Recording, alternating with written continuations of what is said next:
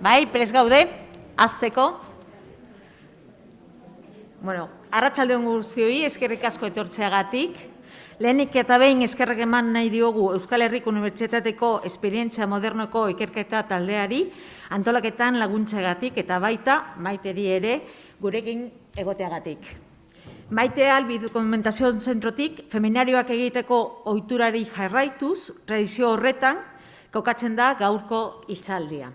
En esta ocasión queremos reflexionar acerca de los debates que están cuestionando algunas de las categorías como sexo y género que tradicionalmente nos han servido para construir la identidad del sujeto feminista. En este mundo acelerado de los likes y de la argumentación en 140 caracteres, creemos que parte de la polarización actual no solo está en el fondo de la cuestión, sino también en cómo y en dónde se están produciendo los debates actuales. La teoría feminista nos ha invitado a ver, con una visión crítica, la visión inmutable de la realidad.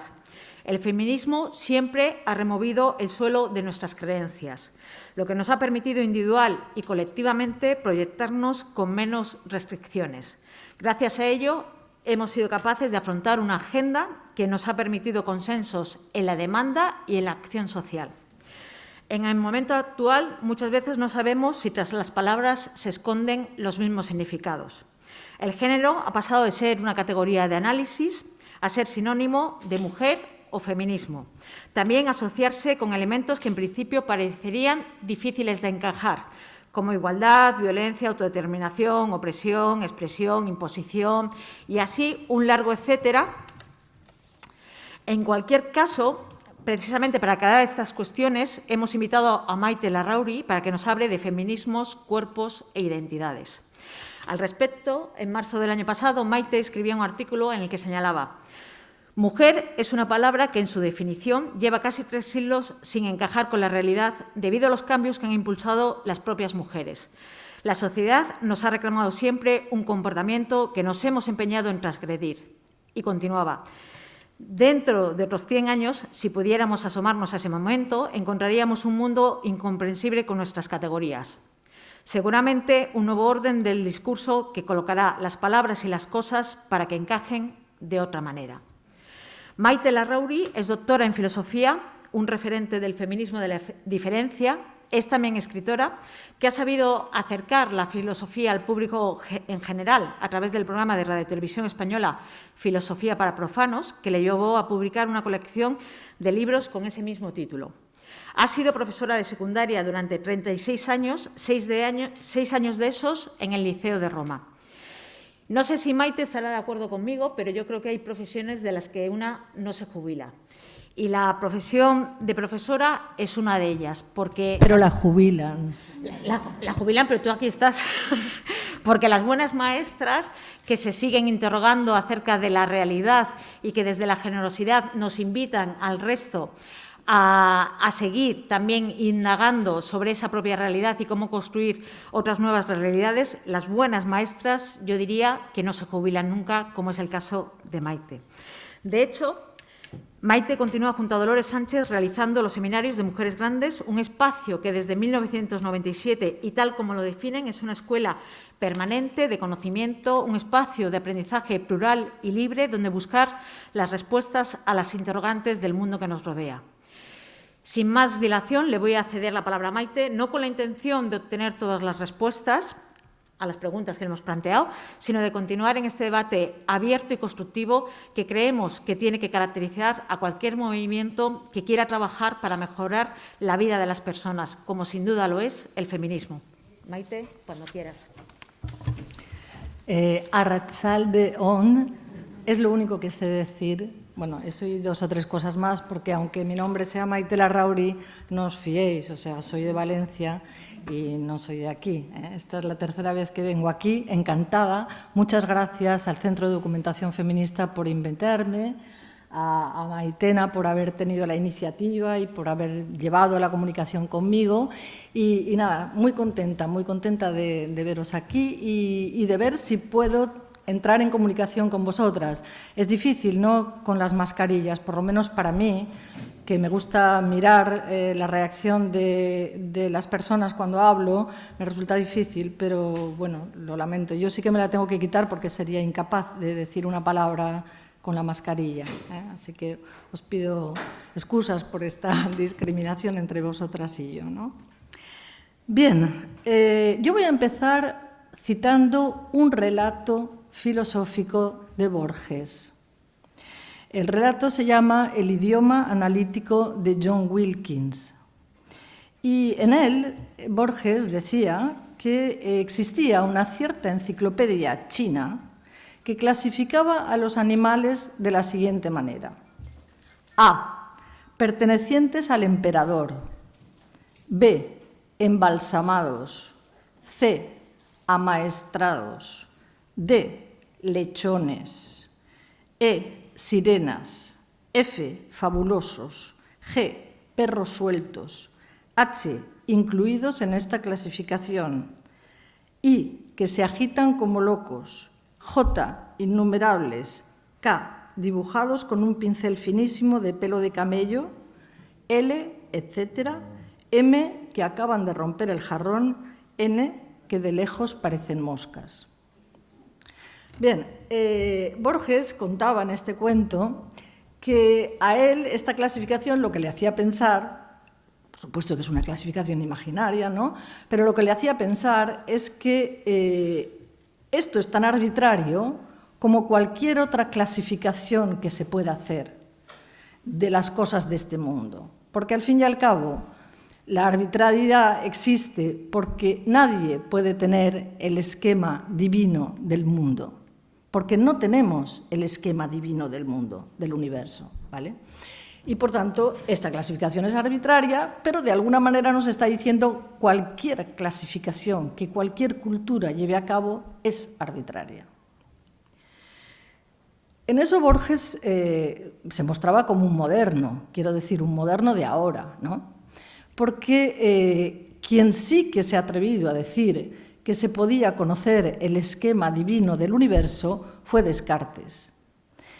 Y el filósofo Descartes pensó que separando, como había que separar según su criterio, totalmente el cuerpo de la mente tenía unas características por las cuales era universal, la misma mente para todos los humanos, pero además aquello que mediante la razón encontraba que era verdadero, es que era verdadero. Es decir, que había una posibilidad de la mente humana de encontrar lo que objetivamente existía en el mundo. Pero claro, eso necesita una hipótesis, y es que Dios lo ha hecho posible. Dios ha hecho las mentes humanas de tal manera que, cuando razonan correctamente, encuentran la verdad del mundo tal y como lo hizo Él, Dios. Por tanto, hay como dos relojes, decía Descartes. Está el reloj del universo y el reloj de mi mente. Y ambos están acordados al mismo ritmo, pero para eso hace falta un relojero. El relojero es Dios que acuerda ambos, ¿no? Pongo un ejemplo, ¿no? Si yo, por ejemplo, veo esta sala, ¿no? Y esta sala digo que es rectangular, y además tomo las medidas de esta sala y establezco que es un rectángulo que tiene tantos metros cuadrados, eso, sin duda, el razonamiento de Descartes, es una verdad objetiva. Significa que esta sala existe y es así, y que esa verdad tiene características absolutas. De manera absoluta, esta sala es un rectángulo y mide tantos y tantos metros. Quiero decir que entonces estamos viendo la sala tal y como la ha hecho Dios para que sea conocida por nosotros. Bien, eso significa, claro, que si yo para eso tengo que separar totalmente el cuerpo. El cuerpo no tendría características particulares que incidirían en el conocimiento, pero Descartes no las toma en consideración solamente el conocimiento racional. Así que Descartes decía, la mente no tiene sexo. Lo decía él, lo decía sobre todo su discípulo, Poulain de la Barre, que han sido, dentro de una cierta historia filosófica del feminismo, dos referencias. Es decir, que yo he visto como hay feministas, ¿no?, de este país que han dicho que Descartes era un primer inicio del feminismo, porque al decir que la mente no tenía sexo, estaba diciendo que las mujeres también podían razonar. Y ciertamente, o sea, yo entiendo el razonamiento ese, es verdad, ¿no? En un momento en el que se podía considerar que las mujeres no tenían, yo qué sé, no tenían 12 dedos de frente, no tenían mente, no tenían razón y que por tanto no podían ser interlocutores en el saber, decir que la mente no tiene sexo era una manera de abrirles las puertas a las mujeres. Pero claro, eso era a costa de, al mismo tiempo, reproducir la idea de que también nosotras participábamos del esquema divino del universo. Es decir, que valía para la época, pero difícilmente se puede decir en la actualidad, que lo he oído, que la mente no tiene sexo. Porque nosotras, si algo hemos dicho, es que la mente tenía cuerpo. Bien, yo pienso que, aunque siempre se dice que la filosofía rueda, y que rueda, digamos, que siempre está en el mismo punto de partida, yo creo que la filosofía sí que ha tenido un pequeño desarrollo, un pequeño progreso, ¿no? Y que el progreso lo dio Kant respecto de Descartes. ¿Por qué? Pues porque Kant se atrevió a bajar la verdad absoluta del mundo, del cielo a la tierra, y de decir que las verdades en este mundo son relativas y que no pueden tener carácter absoluto. Y no lo pueden tener porque el conocimiento humano es siempre una mezcla, un nudo entre la mente y el cuerpo, y que por tanto parte del conocimiento humano viene de nuestra sensibilidad, de nuestros sentidos. Y por supuesto que si, desde el momento en que yo digo que parte del conocimiento humano proviene de la sensibilidad, estoy marcando una perspectiva. Estoy marcando que ese conocimiento tiene un punto subjetivo, el punto de la perspectiva del cuerpo que con sus sentidos ve o aprecia, ¿vale? Ese conjunto, digamos, es como si dijera que existen unas condiciones, de hecho esto es lo que dijo, existen unas condiciones para que el conocimiento humano se dé. Existen condiciones objetivas y existen condiciones subjetivas. Esas condiciones hacen que efectivamente el conocimiento humano esté condicionado, o sea, sea relativo, sea perspectivista, algo completamente diferente a lo que decía Descartes, puesto que Descartes siempre proyectaba la idea de que nosotros podíamos reproducir el punto de vista de Dios, podíamos reproducir el esquema divino. Claro, esas condiciones del conocimiento las va a llamar Kant, porque los filósofos hacen estas cosas, ¿no?, de estos trucos de las palabras, ¿no?, las va a llamar a priori. Y va a decir, el a priori son las condiciones objetivas y subjetivas con las que los seres humanos conocen. Y ese a priori es una perspectiva que está vinculada al cuerpo y a la mente.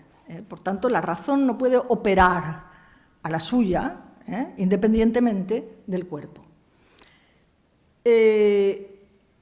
Pongo un ejemplo, ¿no?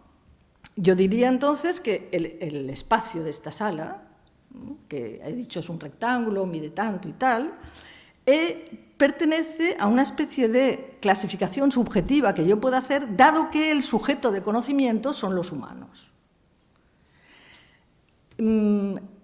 Los escritores a veces son más hábiles a veces que los filósofos, ¿no?, y ponen ejemplos que son estupendos. Contemporáneamente a Kant, Voltaire escribió un cuento que se llama Micromegas. Es un cuento en el cual es un cuento casi de ciencia ficción. Hay un habitante del planeta Sirio y otro habitante del planeta Saturno que deciden viajar por el universo para ver si encuentran inteligencia en otros planetas, etc., ¿no? Entonces, el habitante de Sirio tiene, o sea, como habitante de Sirio, en tanto habitante de Sirio, tiene 72 sentidos, ¿vale? Y el habitante de Saturno tiene 1000. El habitante de Saturno siempre se lamentaba porque decía, qué pocos sentidos tengo. A lo mejor viajando por el universo, sin duda encontraré otros planetas en los que sus habitantes tengan más sentidos que 1000. Claro, viajando, os podéis imaginar la risa que les dio al habitante de Sirio y al habitante de Saturno cuando llegaron a la Tierra, y entonces encontraron los habitantes de la Tierra que con 2 sentidos, o con 5 sentidos, más bien 5 sentidos y el sentido común, ¿no? Con 5 sentidos proponían que lo que ellos decían que era el mundo era la verdad objetiva. Entonces, casi se mueren de la risa, ¿no? O sea, porque dicen, pero qué barbaridad, ¿no? O sea, ¿cómo pueden decir una cosa así?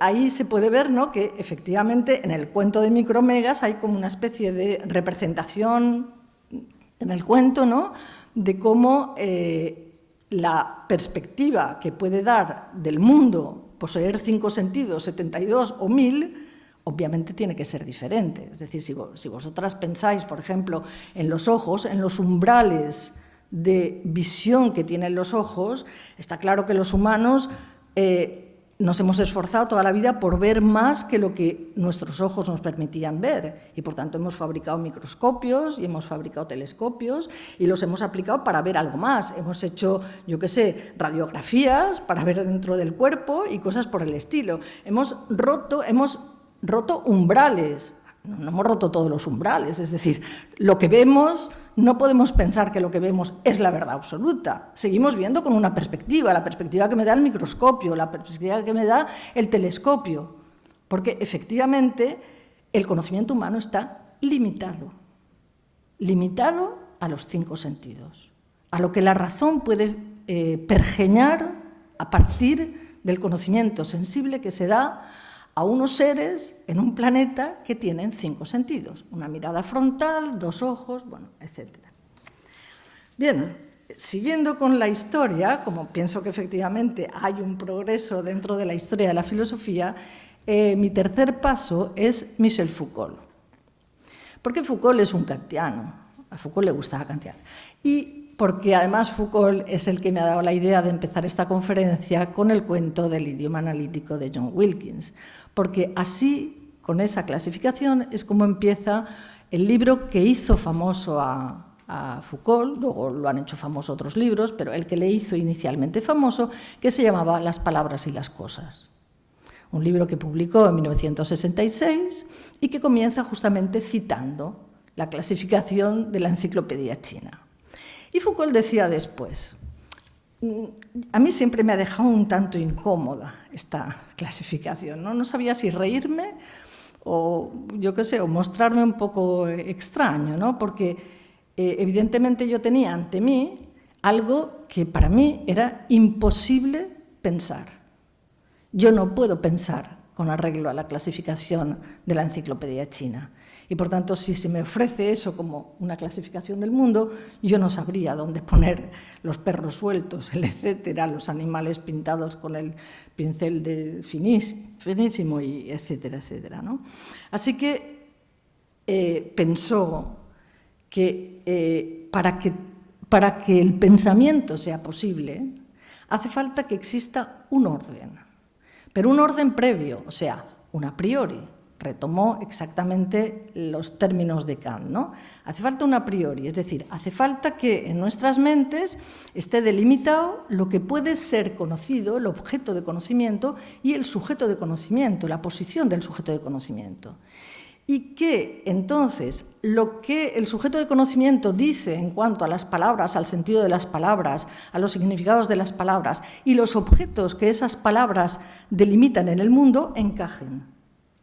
El libro se llama Las palabras y las cosas porque lo que está hablando es de que existe un orden a priori por el cual palabras y cosas encajan.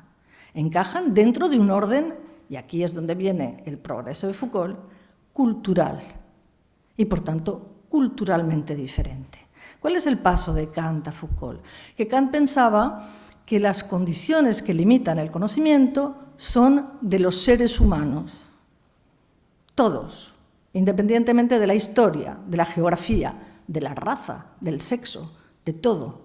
Por tanto, existían unas condiciones, una perspectiva humana que era la misma para cualquier cultura, para cualquier momento histórico. ¿Qué es lo que hace Foucault? Foucault dice, sí, existe un a priori, existe una determinación de sentido que ponemos a través de las palabras que determinan qué es lo que puede ser objeto de conocimiento. Pero esa determinación de sentido es histórica, es cultural, no ha sido siempre la misma. Por lo tanto, en culturas diferentes existen determinaciones diferentes de lo que puede ser conocido y de quién puede conocer, cuáles son las condiciones que permiten el conocimiento. Y eso se puede ver también a lo largo de la historia.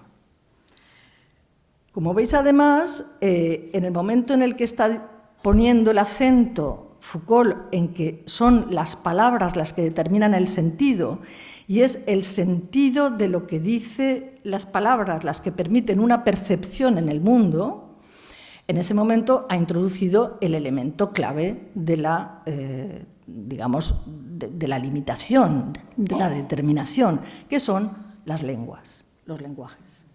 Son las palabras las que permiten que algo sea visible, perceptible.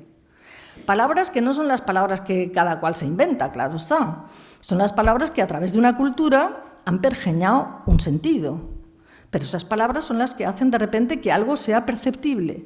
Y sin esa proyección de sentido, el objeto no es perceptible. Eso mismo que decía Kant, pero atribuía a todos los humanos, aquí se atribuye culturalmente a momentos diferentes. Por eso se habla de que existen los a priori históricos. Existe una relatividad del sujeto de conocimiento que es más relatividad, si cabe, que la de Kant, puesto que es una relatividad histórica, no solamente humana, sino humana e histórica. Esto que estoy diciendo yo sé que no es muy fácil de entender. Y lo sé porque lo que tenemos todas nosotras y todos nosotros dentro de nosotros como un obstáculo es el sentido común. El sentido común, que más o menos digamos que se erige en una especie de autoridad absoluta, ¿no? Es tan dogmático como Descartes. Mantiene el dogmatismo de Descartes. Es decir, que cuando una comunidad repite que eso es lo que hay, eso es lo que hay. Y como incorporamos las palabras, incorporamos la percepción, incorporamos el punto de vista del sujeto de conocimiento, acabamos pensando pues, que cuando yo digo que esto es verdad, esa verdad tiene un carácter absoluto. Esto es lo que hay, esto es lo que veo. Es decir, esta sala es un rectángulo, de manera absoluta, no de manera relativa a los 5 sentidos, no, de manera absoluta, ¿no? Y esto es, digamos, viene corroborado porque una comunidad entera reproduce una y otra vez que esto es real. Eso es la realidad. Y la respuesta del sentido común es concebir que aquello es real. Por tanto, el esquema se reproduce. Es como, no lo diríamos así o no lo habríamos dicho así, pero es como si tuviéramos el esquema divino en la cabeza del universo. Tanto es así que si aquí hay alguien que sea, yo que sé, muy lectora de Nietzsche, pues hay una frase de Nietzsche que es totalmente críptica, ¿no? Yo me pasé años diciendo, ¿pero qué demonios quiere decir aquí? Que decía, seguiremos creyendo en Dios mientras creamos en la gramática. Y yo decía, ostras, ¿pero qué querrá decir? O sea, y una vuelta y otra vuelta. Bueno, pues quiere decir esto. Ahora es comprensible. Mientras yo siga creyendo que lo que dice la gramática es lo que hay, seguiré creyendo en Dios.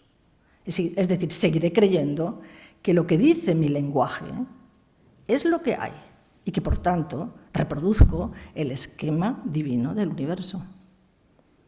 Así que mataremos a Dios cuando matemos a la gramática. Mientras tanto, no.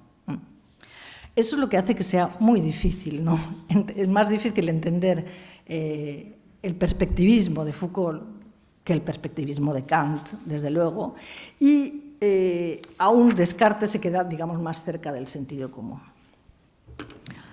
Voy a intentar poner los ejemplos, o sea, este era, digamos, el excursus filosófico que me he permitido, ¿no? Para llegar a los asuntos que me planteaba Maitena, que sé que son los que me han traído aquí, ¿no? Pero que espero que con las herramientas que he puesto delante pues puedan ser manejados.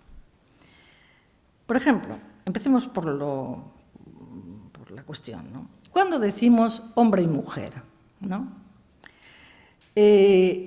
Atendiendo al punto de vista del perspectivismo, del a priori, yo no puedo decir que la materia y la forma están separados.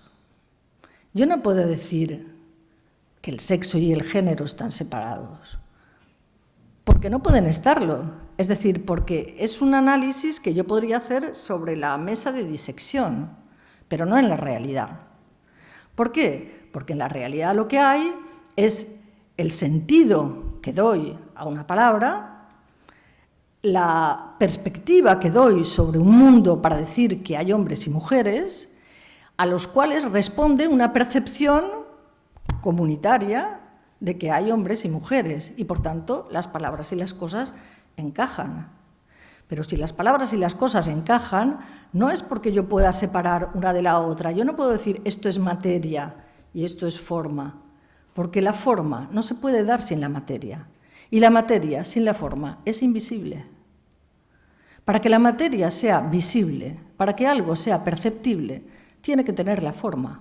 Es otra manera de decir que en la realidad, para que algo sea visible, tiene que contar con un punto de vista de sentido.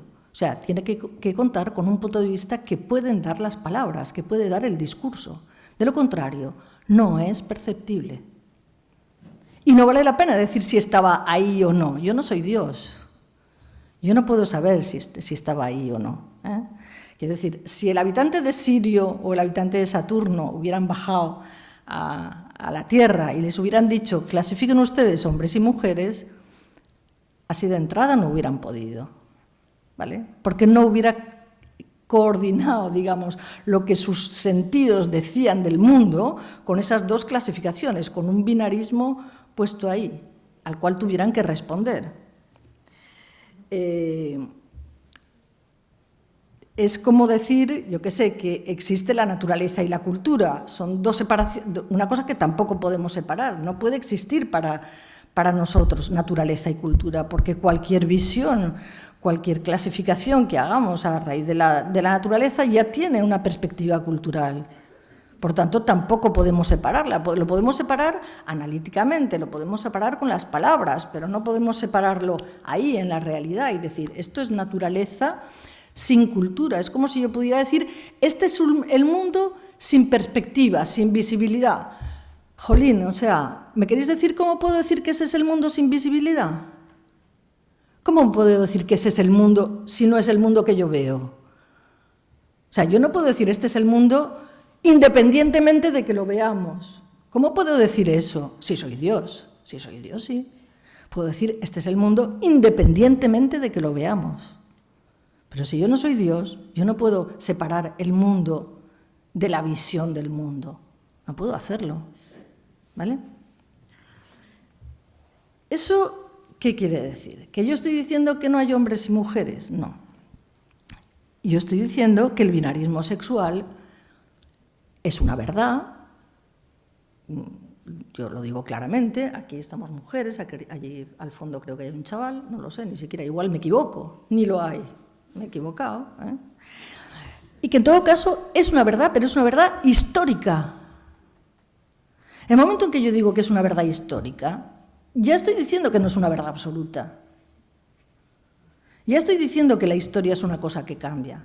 Foucault decía que los humanos somos, decía, ¿no? en general, de los humanos, de las relaciones humanas, de las sociedades, de las culturas, decía, todo lo que ha sido construido políticamente puede ser destruido políticamente. Pues claro. Por tanto, si esta es una construcción cultural que responde, digamos, a una determinada política general, también puede ser destruido. ¿El binarismo es una verdad histórica? Sí. O sea, ¿el binarismo es una verdad? Sí. ¿Es una verdad histórica? También. ¿Que cuándo terminará? ¿Que cuándo...? Bueno, eso ahora luego lo dejaremos y podremos hablar de muchas otras cosas, pero en cualquier caso, yo no puedo decir que existen independientemente de ser vistos tales como que existen. Independientemente de la visibilidad, no existen. Es eso lo que estoy diciendo. En el siglo XX, una escritora que quizá conozcáis, que se llama Ursula Le Guin, escribió una novela muy famosa que se llama La mano izquierda de la oscuridad. Es una novela de ciencia ficción y ahí se trata de una terrícola que viaja a un planeta que se llama el planeta Invierno. Y, curiosamente,